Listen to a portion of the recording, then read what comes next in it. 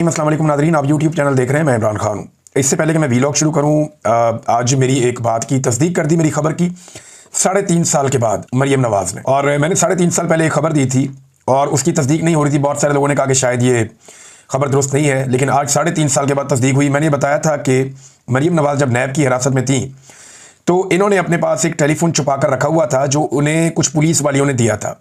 रिश्वत दे के इन्होंने तरीका चला के टेलीफोन पहुंचा दिया था। और वो जो आईफोन था उसके जरिए से मरियम नवाज़ बहुत सारी जगहों पे राब्ते में थी। और फिर वो आईफोन जब उनसे लिया गया तो उस वक्त उन्होंने धमकाया था। जब वो पुलिस वाली पकड़ी गई तो उसके मोबाइल फ़ोन से पता चला कि वो मरियम नवाज़ को गुड़िया बाजी कहकर बुलाती है, क्योंकि मरियम नवाज़ को घर में गुड़िया बाजी कहकर बुलाते थे। ये खबर मैंने उस वक्त दी थी तो मरियम नवाज़ ने कन्फर्म किया बच्चों से मुलाकात करते हुए कल कि मुझे भी घर में गुड़िया कहते हैं। तो ये एक तरह से कंफर्मेशन है, क्योंकि ये नाम इससे पहले कोई नहीं जानता था, किसी को आइडिया नहीं था। ये मैंने पहली मरतबा 3.5 साल पहले बताया था कि ये एक्चुअली वो जो पुलिस वाली पकड़ी गई थी उसके मोबाइल के अंदर से ये सारी बातें निकली थी। और ये वहाँ पे नैब के दफ्तर में भी मोबाइल इस्तेमाल, ये जालसाज है। ये इन्होंने तो जेलें काटी नहीं, ये तो अपने घर वालों से हर पल राब्ते में रहते थे। जेलों के अंदर भी इनको खसूसी सहूलियात थी, VVIP किस्म के इनको कमरे मिले हुए थे, तमाम घर जैसा माहौल था, घर के मुलाजमीन तक इनको मैसर रहते थे, अपने ज़ाती डॉक्टर इनके साथ रहते थे, तो इनकी तो मौजें थी। नाज़रीन, अब आ जाए खबरों की जानिब। जो तीनों दरिया हैं उनमें एक बार फिर पानी की सतह खतरनाक हद तक बुलंद होना शुरू हो गई है। दरिया रावी से जो इतलात आ रही हैं वो उतनी खतरनाक नहीं है जितनी खौफनाक इतलात एक मरतबा फिर दरिया चनाब से और दरिया सतलुज से आ रही हैं। भारत में बारिशें बिल्कुल नहीं रुक रही। हमने जितनी मालूमात इकट्ठी की हैं उन तमाम मालूमात में हिमाचल के इलाके को तो बल्कि भारत में आफत ज़्यादा करार दे दिया गया है। वहाँ तो बारिश रुकने का नाम ही नहीं ले रही। जम्मू के इलाके में, मकबूजा कश्मीर के इलाकों में जितने दरिया हैं उन सब में तुगयानी है और उनका पानी जो है खतरनाक लेवल से ऊपर चल रहा है। और ये सारा पानी दाखिल हो रहा है मराला से पाकिस्तान में, यानी ये भारत से पाकिस्तान में दाखिल होता है। हेड मराला से ये पानी गुजरता है। वहाँ पे अभी भी 5.5 लाख क्यूसिक का पानी का रैला गुजर रहा है और 5 लाख क्यूसिक पानी पीछे से आ रहा है। तो ये बड़ी खतरनाक सूरत हाल है। हेड मराला की वीडियो मैं देख रहा था, शाम के वक्त हमने मंगवाई थी कल, तो उस वीडियो में दिखाई दे रहा है कि अगर पानी ज़्यादा मजीद आता है तो फिर ये एक बड़े सैलाब की सूरत इख्तियार कर लेगा और मजीद नुकसान हो जाएगा। जो नशेबी इलाके हैं वहाँ से पानी इससे पहले कि निकाला जाता, मजीद पानी वहाँ से इकट्ठा होना शुरू हो गया है। लोग बार बार इस बात का शिकवा कर रहे हैं और ये शिकवा पूरे पंजाब से आ रहा है कि जो बंद तोड़े जा रहे हैं वो अपनी चॉइस के तहत तोड़े जा रहे हैं। ताकतवर लोग, बड़े लोग, मिलों के मालिकान, शुगर मिलों के मालिकान, जागीरदारों के बागात, उन सारी चीज़ों को बचाया जा रहा है। गरीबों की ज़मीनें और उनके मकानात डबोए जा रहे हैं।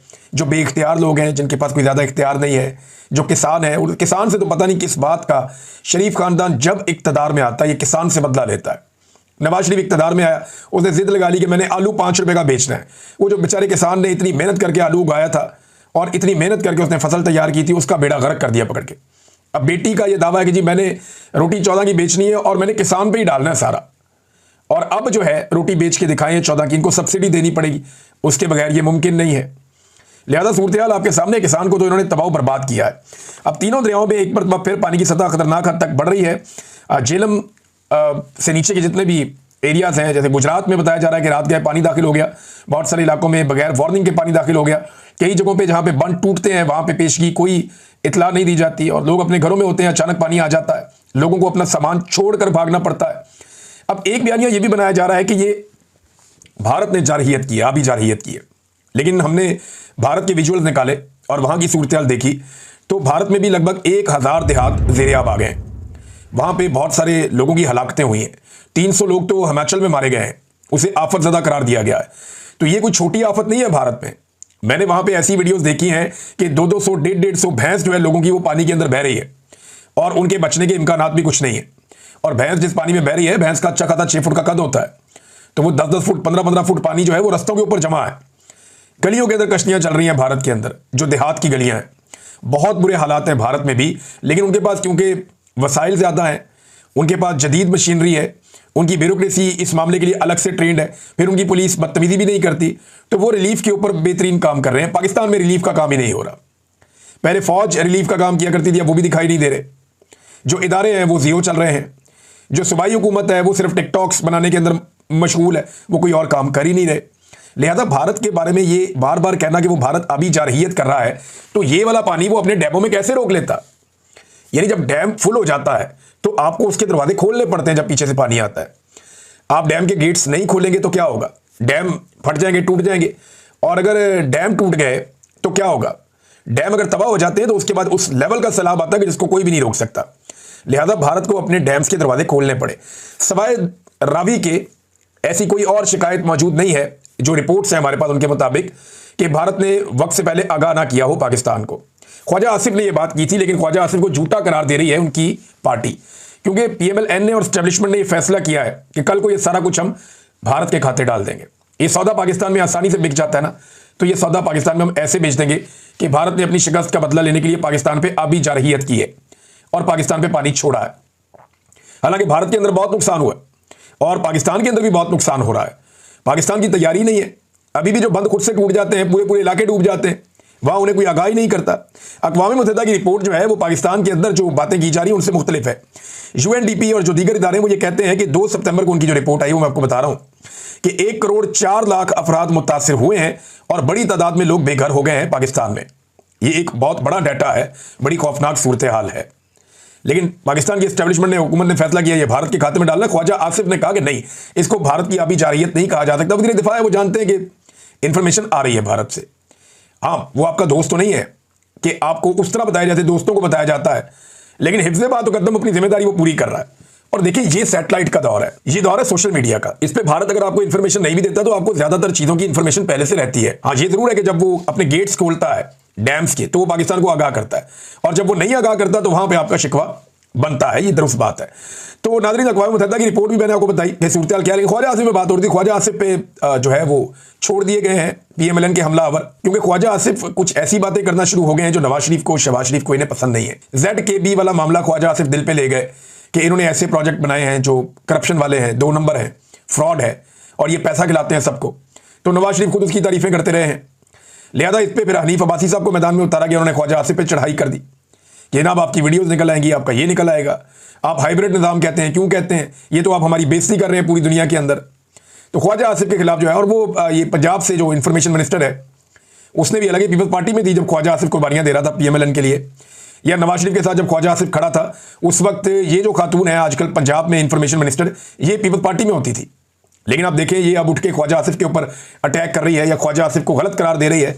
तो ठीक है, ये तो सियासत में चलता है। यही काम जो है पहले चौधरी निसार के साथ भी हुआ था। चौधरी निसार जो है वो जरा गैरतमंद आदमी थे, जान छुड़ा के टाइम टाइम निकल गए, लेकिन ख्वाजा आसिफ साहब अभी तक फंसे हुए हैं उसी पार्टी के अंदर। किसी भी सीनियर आदमी की यहाँ पे कोई इज्जत नहीं है जब से नवाज शरीफ साहब ने अपनी साहबजादी को इस मैदान में उतारा है। साहबजादी भी ऐसी है कि एक के बाद एक झूठ इनका पकड़ा जा रहा है। बड़े बड़े मजेदार झूठ है, मैं आपको दिखाता हूँ। ये देखें, ये एक मरियम नवाज ने ट्वीट किया और ट्वीट के अंदर मरियम नवाज ने दिखाया, 1 सितंबर को ट्वीट किया। ये रेड कलर के आपको 2 बॉक्स नजर आ रहे हैं, ये जब फ्लड आए थे तो हमने भी बनाए थे। तो ये 2022 में वो कह रही हैं ये जो है ना, ये टेम्पररी बनाए गए हैं सैनिटेशन फैसिलिटीज नहाने धोने के लिए, ये बना दिए गए हैं सैलाब मुतासरीन के लिए, जहाँ पे सैलाबज़दा इलाके हैं वहाँ पे। तो मरियम नवाज ने इसे अपने खाते में डाल लिया। अब इसका पोल खोल लिया जिन्होंने ये बनाए थे। अब वो ये बताते हैं कि झूठ ये पकड़ा गया। ये तस्वीर जो है वो दुआबा फाउंडेशन की है, जो कि मुल्तान बेस्ड फाउंडेशन है।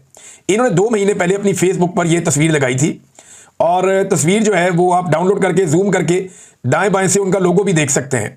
लेकिन गुड़िया बाजी ने जो है, मैडम गुड़िया ने इनको अपना काम कहकर अवाम को चूना लगा दिया। ये नाजरीन, एक मरियम नवाज का झूठ पकड़ा गया। ये दूसरा झूठ देखें, मरियम नवाज का एक और पकड़ा गया। मरियम नवाज ने फोटो लगाया एक लैट्रीन का, बाथरूम का, वीआईपी किस्म का बाथरूम। वो कह रही है जी, innovated portable washroom constructed and placed at relief camps in Chiniot. कि चनियोट का जो हमारा रिलीफ कैंप है वहां पे पोर्टेबल जबरदस्त किस्म के जो बाथरूम है वो बनाकर लगा दिए गए हैं। ये मरियम नवाज साहबा ने दावा किया। अब जनाब जब इसके ऊपर तहकीक की, अब आपको पता है डिजिटल मीडिया का दौर है, डिजिटल मीडिया जो है वो दंगा करता है। तो उन्होंने बताया कि तस्वीर मोबाइल रिकॉर्ड के मुताबिक 2023 की है, और जब इसे गूगल से चेक करवाया गया तो पता चला कि ये OLX से उठाई गई एक तस्वीर है। यानी ये तस्वीर जो है वो पहले OLX पे लगी हुई थी, और 2023 में 9:03 और आगे जो है वो 2:29 आगे इसका वो सारा ड्यूरेशन लिखा हुआ है। तो ये जो फोटो है ये OLX से मरियम नवाज साहबा ने उठाई और उठा के यहाँ पे पेल दी। तो ये बड़ा सीरियसली मरियम नवाज को देखना पड़ेगा कि कौन उनको बेइज्जत करवा रहा है और वो क्यों लगातार अपनी बेइज्जती करवाने पर तुली हुई हैं। इससे पहले भी उन्होंने बहुत सारी ऐसी चीज़ें शेयर की जिनका हकीकत से कोई ताल्लुक नहीं है, ना मरियम नवाज का ना उनकी हुकूमत से कोई ताल्लुक है। हत्ता कि आज ऐसी रिपोर्ट्स आई हैं कि जहाँ पे हुकूमत ने कैंप्स लगाए हैं कि यहाँ पे सैलाब मुतासरीन को रखा जाए, और सैलाब मुतासरीन वहाँ पहुँचे हैं तो वहाँ हुकूमत खाना नहीं दे रही, वहाँ खाना कुछ और तंजीमें दे रही हैं। लेकिन उन तंजीमों को सख्ती से मना किया गया कि खाना खिलाना है तो खिलाओ, लेकिन मरियम नवाज के अलावा किसी का फोटो नहीं लगेगा। तो ज़्यादा से ज़्यादा जब वो तंजीमों के लोग हैं वो इतनी बात करते हैं, ठीक है यार हम किसी का नहीं लगाते, मरियम नवाज का भी ना लगने दें। तो इस पे बात होगा, सौदा हो जाता है बात जगहों में, लेकिन बात जगहों में जिद की जाती है कि मरियम नवाज का फोटो, बैनर, पोस्टर हर जगह पे लगा हुआ होना चाहिए, क्योंकि ज़हनी मरीज़ है ऐसा लगता है और उन्हें अपने अलावा किसी और को देखना पसंद ही नहीं है। तो इस किस्म की जब आपकी आदत हो जाए ना, तो फिर आपको कोई और दिखाई दे तो गुस्सा चढ़ता है, ये सूरत हाल है। तो नाज़रीन एक और है, मजीद कर्जा लेने की पाकिस्तान ने तैयारियां शुरू कर दी हैं। इस हवाले से जो न्यूज़ आई है वो बड़ी खौफनाक है। सैलाब के बाद मालियाती दबाव, हुकूमत का 4800 अरब रुपए मजीद कर्जा लेने का मनसूबा। 5000 अरब का मजीद कर्जा पाकिस्तान लेगा सैलाब के बहाने। और इससे पहले पाकिस्तान जो कर्जा ले चुका है ये गुज़िश्ता कुछ अरसे में, वो बहुत बड़ी मिकदार में पाकिस्तान ने लिया है। अब इस तरह अगर पाकिस्तान कर्जा लेता रहेगा तो ये कर्जा वापस किसने करना है? ये वापस भी तो करना है कर्जा। अब ये हुकूमत कर्जा लेती जा रही है और महंगा कर्जा लेती जा रही है, तो ये कर्जा वापस कौन करेगा? इस सवाल का जवाब हमें कोई नहीं देता। एक और चीज़ नाज़रीन, एक बंदा तो गिरफ्तार हुआ, ये थीम पार्क सोसाइटी है जिसके अंदर पानी घुस गया था रावी का, इसको पकड़ लिया एंटी करप्शन ने। और वो कह रहे हैं जी कि ये जो बंदा है इसका एनओसी भी नहीं था और ये गिरफ्तार हो गया, लिहाजा लोग यहाँ पे प्लॉट्स ना लें और इससे जान छुड़ाएं। अब ये इंतहाई बेवकूफ़ आदमी, इसको भी चाहिए था कि अलीम खान की तरह सियासत भी कर लेता, कहीं से MPA बन जाता, एस्टेब्लिशमेंट का टाउट बन जाता और जूते पॉलिश करना शुरू कर देता, या ताल्लुकात अच्छे एस्टेब्लिशमेंट से बना लेता, एक कठपुतली बनकर रहता, तो इसको कोई इसकी हवा को भी ना देख सकता। देखिए ना, अलीम खान का और इसका जुर्म एक जैसा है। इसने भी दरिया में सोसाइटी बनाई, उसने भी दरिया में सोसाइटी बनाई और इसको पकड़ लिया गया, उसको कुछ भी नहीं कहा गया। उसकी सोसाइटी में भी पानी दाखिल हुआ, अलीम खान की सोसाइटी में भी पानी दाखिल हुआ, लेकिन क्योंकि अलीम खान को एनओसी मरियम नवाज ने दिया था इसलिए उसको बचा लिया गया।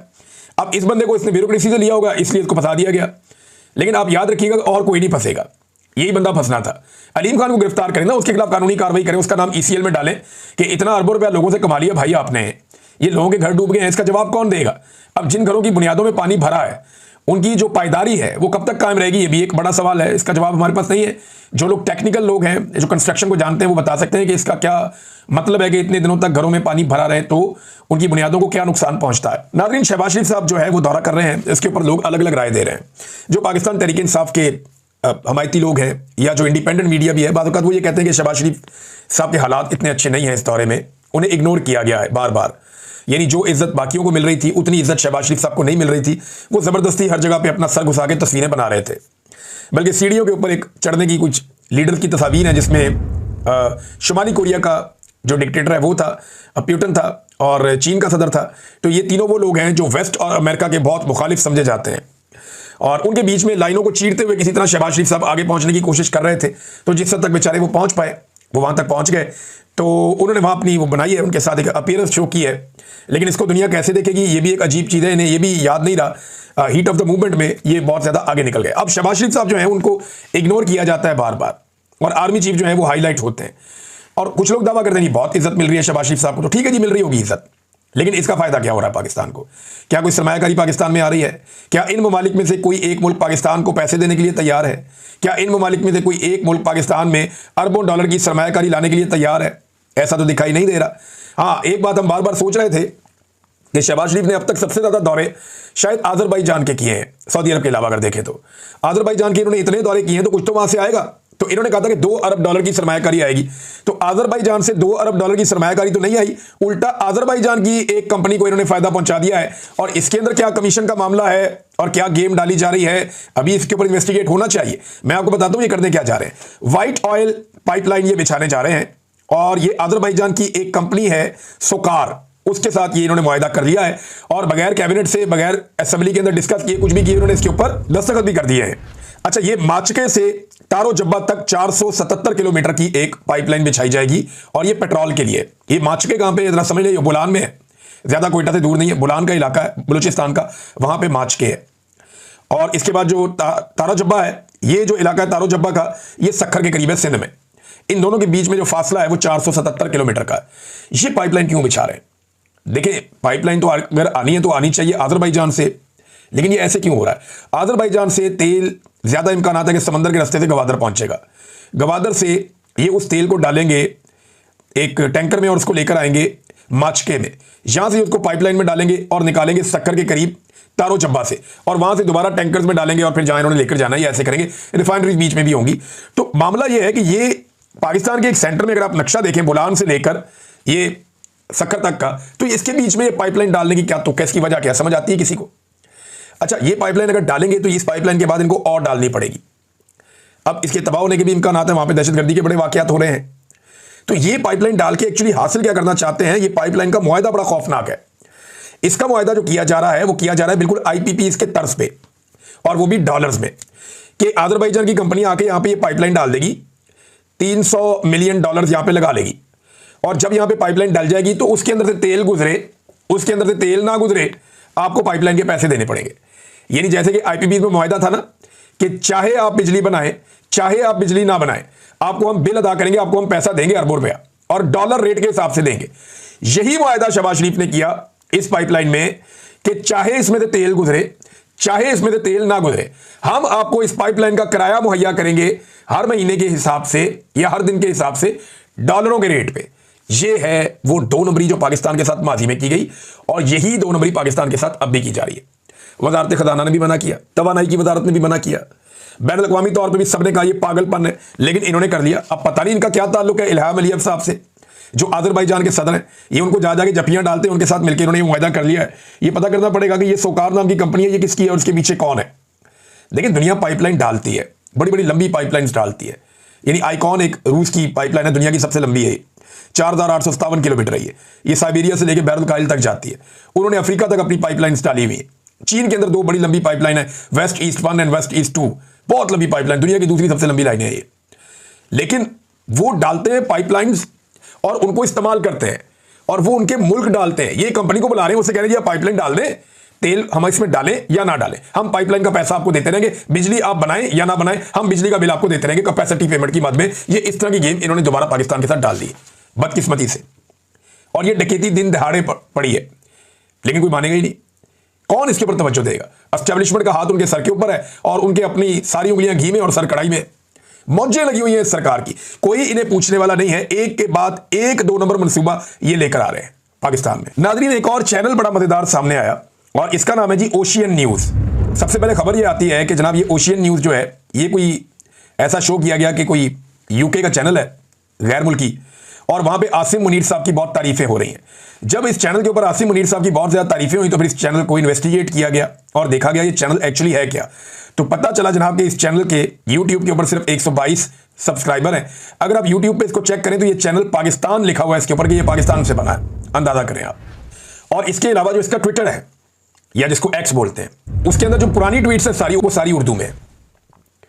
और ज्यादा लोग ये कह रहे हैं कि कोई पाकिस्तान तहरीक इंसाफ का बंदा गिरफ्तार हुआ था या काबू आया था, उसका अकाउंट छीन लिया गया था, उसके अंदर फॉलोअर ज्यादा थे, वो अकाउंट जो है पीछे से डिलीट जितना हो गया, बाकी उठा के ओशियन न्यूज के खाते में डाल दिया गया, और अब उसकी तरफ से वहां पे खबरें डाली जाती हैं। लेकिन जब पीछे जाते हैं आप, चंद महीने चंद साल पीछे आप जाते हैं, तो वहां पे सारी ट्वीट्स इमरान खान से रिलेटेड है और उर्दू के अंदर है। तो ये बरतानवी चैनल उर्दू में ट्वीट्स करता है, हैरत की बात है। फिर उसके अलावा इनका जो यूट्यूब के ऊपर ओशियन न्यूज लाइव का एक चैनल है, उसके अंदर 188 सब्सक्राइबर हैं, 103 वीडियोस इन्होंने डाली हुई है गुज़िश्ता लंबे अरसे में। और जो इनके व्यूज हैं वो कितने, 14 व्यूज, 84 व्यूज, 6 व्यूज, 15 व्यूज।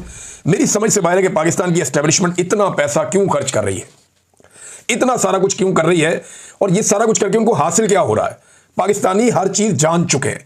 अब सिर्फ एक काम आप कर सकते हैं कि पाकिस्तानियों से माफी मांगे, आइंदा के लिए तौबा करें, और पाकिस्तानियों को कहें हम अपना काम करेंगे ताकि आपकी इज्जत बहाल हो। इसके अलावा कोई रास्ता नहीं है। अब तक के लिए इतना ही, अपना ख्याल रखिएगा।